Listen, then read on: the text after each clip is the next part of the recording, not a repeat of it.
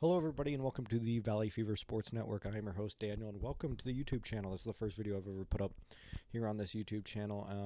I'm more active over on Twitter and my website. Those links will be in the description. I don't know how many of these videos I'm going to put out. I was thinking maybe after every playoff game for the D-backs and maybe weekly. I don't know, but maybe I'll just try and see what I'll do this playoffs. Maybe I'll set a basis for all the other stuff. I'll be covering the D-backs, the Cardinals, the Coyotes, and the Suns this year. And I tweet during the games about the Cardinals and D-backs, and then eventually the Suns and Coyotes. Well, let's go ahead and jump into this playoff preview for the D-backs. First time in the playoffs for the D-backs since 2017, so it's been 6 years. A lot of the guys on that team, on that 2017 team, are no longer here. The most big example I can think of is Ketel Marte, one of the only guys still on this team 6 years later after the last playoff berth. Game 1 is tomorrow. It is 4 o'clock p.m. Arizona time. It'll be the D-backs and Brewers in Milwaukee. The Game 1 starters are Brandon Pfaadt and Corbin Burnes. Brandon Pfaadt making his first career postseason start, only his 19th career game in the big leagues at this point. And then Corbin Burnes surprised me making a second postseason start.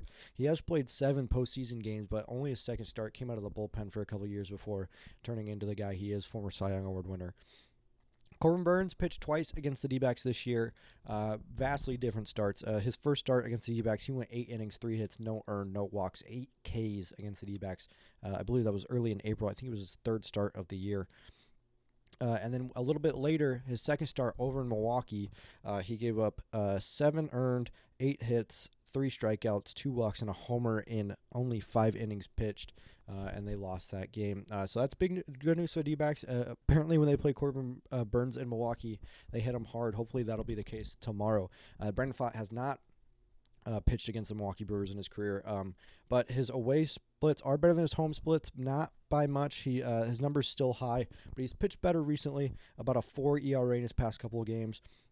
But on the road, he's 1-4 with a 5.04 ERA and 50 innings pitched. Compared to the at home, he's 2-5 with a 6.46 ERA and 10 games started and 46 innings pitched. So obviously, the Diamondbacks going to need a big game from Brandon Pfaadt tomorrow if they want to be able to compete in this series. And then, of course, the news earlier today, finding out from Craig Counsell that Brandon Woodruff will not pitch in this series. He has a right shoulder injury, and he's maybe doubtful if they make it to the division series. So that's good news for the Diamondbacks. They will not be facing that three-headed monster of Burnes, Peralta, and Woodruff. Again, their third starter will most likely not be a slouch either. Wade Miley, pretty good this season, about a 3 ERA this season, or they could go with Eric Lauer, depends. But it'll most likely be Burnes and Peralta games 1 and 2. We do not know the game 2 and 3 starters for the Brewers yet. We do know them for the D-backs. Game 2 and 3 will be Gallen and Kelly if they need it. I was looking at the amount of days rest this season for Gallen and Kelly and what their numbers are in that. Gallen, excellent in 4 days rest, which is what he will have in Game 2. 2.41 ERA, 10-3 this year, and 119 innings pitched on 4 days rest. Only 11 homers, 18 walks, and 124 strikeouts for Gallen. So that's great news for the D-backs.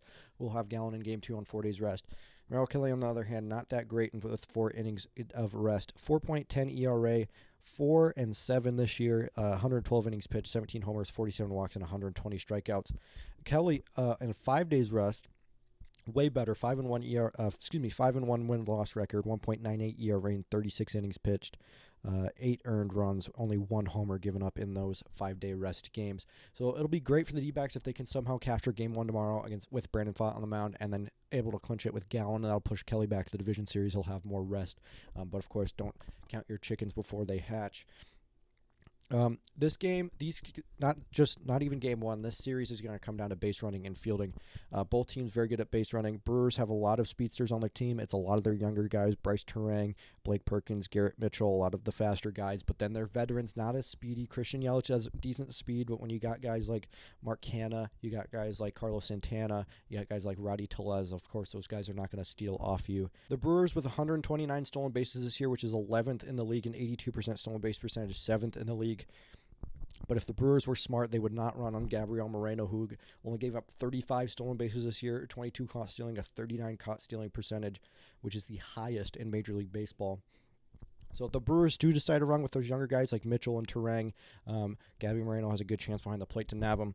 On the other side, of course, the D-backs, got speedy guys like Corbin Carroll, Alec Thomas, Jake McCarthy, even guys like Jace Peterson and Tommy Pham are able to steal bases. 166 stolen bases for the D-backs this year, second best in the league, and 86% stolen base percentage, which is also second in the league for the D-backs. Over on the Brewers side for William Contreras, 77 stolen bases given up, 16 caught stealings, and 17% caught stealing percentage, which is pretty good sign for the D-backs. I expect them to run a lot and create chaos on the bases. That's been their whole mantra this whole year, is creating chaos on the bases and creating opportunities for the guys deeper in the lineup.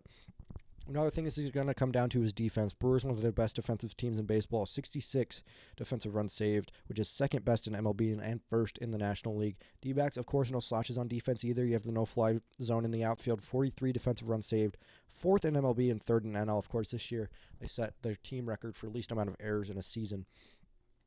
Another thing that this series is going to come down to is the bullpens.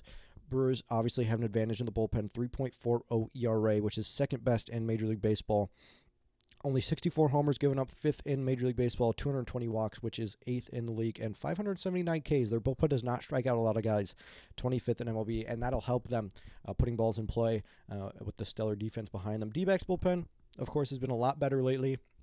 A lot of emergence of guys like Ryan Thompson, Andrew Stalfrank. You have Ginkel and Sewald in the back end of the bullpen. Miguel Castro has pitched a lot better. Luis Frias has pitched a lot better as well.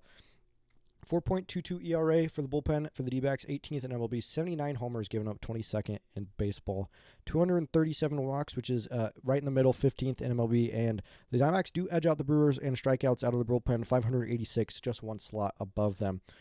Just before I started recording this, the D-backs announced that Scott McGough was taken off the 15-day injured list. Don't know if he will be added to the postseason roster. He's kind of lost his spot with Andrew Stalfrank and Ryan Thompson emerging out of that bullpen. So I don't know if he will be on the roster. He's been absolutely abysmal of late, so I don't know if he will be added to the roster.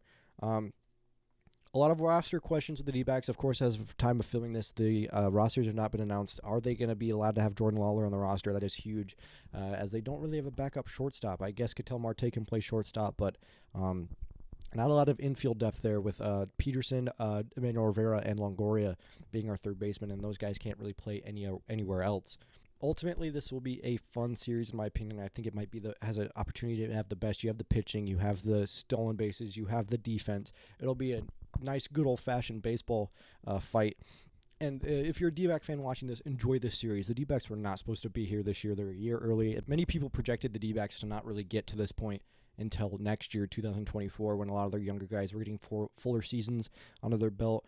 Thomas, McCarthy, of course, getting their full seasons this year. Same with Corbin Carroll. But then you have Jordan Lawler and Brandon Pfaadt, who got called up late. Andrew Stalfrank, another one.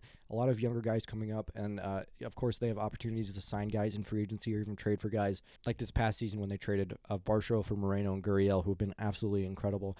I do think this series is going to be very close. I think it's hard to predict in my unbiased mind. I think when you think about these teams, you got pitching, Burns, Woodruff if he would have pitched, and Peralta, and then you have the offense. I mean, the D-backs have more big boppers in their lineup than the Brewers do. Yelich, Tommy Pham, Christian Walker, Ketel Marte. So it's down to pretty much defense versus offense, and then you got to add in the element of stealing and defense and the bullpens.